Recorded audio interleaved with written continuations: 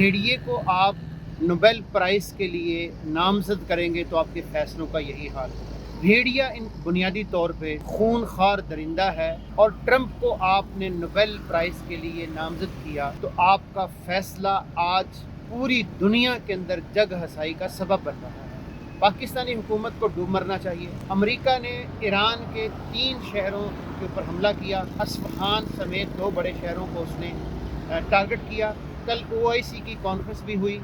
अब बुनियादी तौर पे करने का जो काम है, जो क्या किया जा सकता है कि OIC को, चाइना को, रशिया को और पाकिस्तान को, इन तमाम ममालिक को मिलके, जो हमारे गल्फ़ के ममालिक हैं जहाँ पे अमेरिका के अड्डे मौजूद हैं, अब ये होना चाहिए कि अमेरिका को गल्फ़ के तमाम अड्डों से बेदखल कर देना चाहिए। अगर गल्फ़ के अंदर अमेरिका के जितने अड्डे मौजूद हैं, उन अड्डों को अगर निशाना बनाया जाए, टारगेट किया जाए, पूरे के पूरे गल्फ़ से अमेरिका को फारिग किया जा सकता है और पूरे जनूब एशिया के अंदर से अमेरिका की जो बालादस्ती है उसको ख़त्म किया जा सकता है। हम इस हमले की भरपूर मजम्मत करते हैं।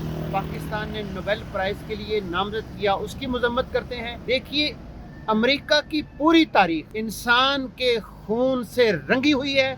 उसके दांतों को, उसके हाथों को खून लगा हुआ है। अमेरिका एक दहशतगर्द मुल्क है, रहेगा, और अमेरिका की तारीख कभी भी इंसानियत की तारीख नहीं रही। डोनाल्ड ट्रंप दुनिया का बदमाश फर्द है, हम इसकी भरपूर मजम्मत करते हैं, और इसका हल वही है कि तमाम इस्लामिक ममालिक को इकट्ठे होकर अब इसका मुकाबला करना पड़ेगा, वगरना इसके अलावा कोई हल नहीं निकलेगा। ईरान के भाइयों से हम कहते हैं, ईरानी कौम से कहते हैं कि हम आपके साथ खड़े हैं। इंशाअल्लाह आप इस्तकामत के साथ खड़े रहेंगे तो फतह आपकी होगी। अमेरिका को अब इस खित्ते से निकलना होगा, यही हल है इस वक्त, इसके अलावा और कोई हल नहीं है।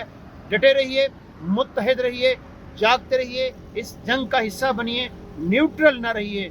दुश्मन एक है, आपको भी एक होना होगा। इंशाअल्लाह आप एक रहेंगे, मुत्तहिद रहेंगे तो कामयाबी आपके कदम चूमेगी। वाखिर दावाना अनिल हम्दुलिल्लाहि रब्बिल आलमीन।